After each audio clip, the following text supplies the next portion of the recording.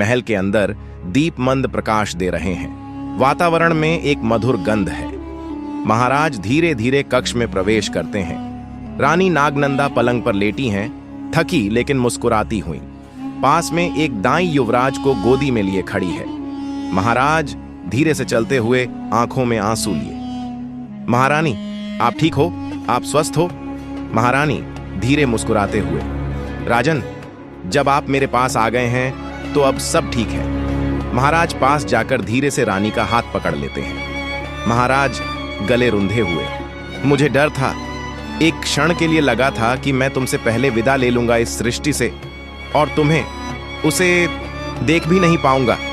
महारानी धीरे धीरे, लेकिन जीवन ने आज तुम्हें भी बचाया और मुझे भी, शायद इसलिए कि आज हम दोनों के बीच कुछ नया जन्मा है। दाई युवराज को धीरे से महाराज की ओर बढ़ाती है। महाराज अपने कांपते हाथों में बालक को लेते हैं। एक पल के लिए वह बिल्कुल स्थिर खड़े रहते हैं। महाराज आहिस्ता से, यह वही है जिसके आने का संकेत मेरे मन को शांति दे रहा था। महारानी, हाँ राजन, यह हमारा अंश है। इसमें तुम्हारा तेज है और शायद मेरा धैर्य भी। महाराज युवराज की छोटी सी अंगुली को पकड़ते हैं।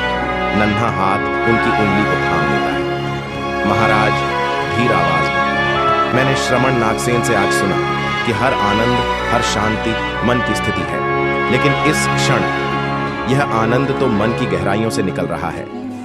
महारानी आंखों में चमक के साथ, राजन, यही तो जन्म है। पुनर्जन्म नहीं, बल्कि जीवन का वह अंश जो अब हमारे बाद भी रहेगा। महाराज धीरे से रानी के माथे पर हाथ रखते हैं। महाराज, आपने आज मेरे अस्तित्व को अमर कर दिया है। महारानी नागनंदा, मैं आपका ऋणी हूं जीवन भर।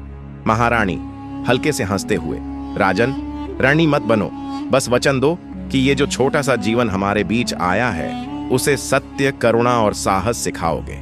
महाराज युवराज को उठाकर आकाश की ओर देखते हुए, मैं वचन देता हूं, ये पुत्र केवल मेरा उत्तराधिकारी नहीं होगा, यह इस सृष्टि के लिए प्रकाश होगा। महल के ऊपरी भाग में एक विशाल छतरीदार बालकनी, नीचे हजारों प्रजाजन एकत्र हैं। पूरे राज्य में यह खबर फैल चुकी है। महाराज नागधीराज धीरे धीरे उस बालकनी पर आते हैं, दोनों हाथों में नर्म कपड़े में लिपटे हुए छोटे बालक को लेकर। एक क्षण के लिए पूरा महल, पूरा राज्य, सब कुछ जैसे ठहर जाता है। महाराज आकाश की ओर देखते हुए, हे सूर्यदेव, हे प्रकृति, आज एक नया जीवन तुम्हारे साक्षी में इस सृष्टि में आया है, उसे देखो, यह है हमारे भविष्य का प्रकाश। और तभी एक अद्भुत दृश्य घटता है। पश्चिम दिशा के पहाड़ों के बीच से सूर्य उदय होता है, जो असामान्य है। एक स्वर्णिम आभा धीरे धीरे आकाश में फैलती है और उसकी पहली किरणें युवराज के शरीर पर पड़ती हैं।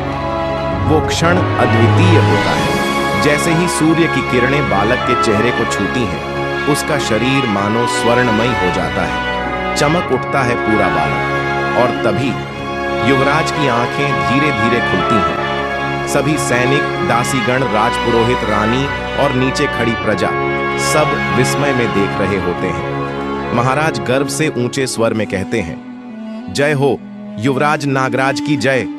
नीचे प्रजा की आवाजें गूंजने लगती हैं, युवराज नागराज की जय, नागवंश की जय, महाराज नागधीराज की जय। राज्य के आकाश में शंखनाद गूंजने लगता है। घुंघरुओं की ध्वनि, नगाड़ों की गूंज और पक्षियों की उड़ान सब कुछ मिलकर एक दिव्य अनुभव बना देते हैं। रानी नागनंदा दूर से देख रही होती हैं, आंखों में अश्रु, लेकिन मुस्कान गहरी और आत्मिक। महाराज धीरे से युवराज को अपने हृदय से लगाते हैं और कहते हैं, तू ही है वो प्रकाश जो हमारे वंश को अमर करेगा। नागराज, तू केवल युवराज नहीं, तू युगों का उत्तर है।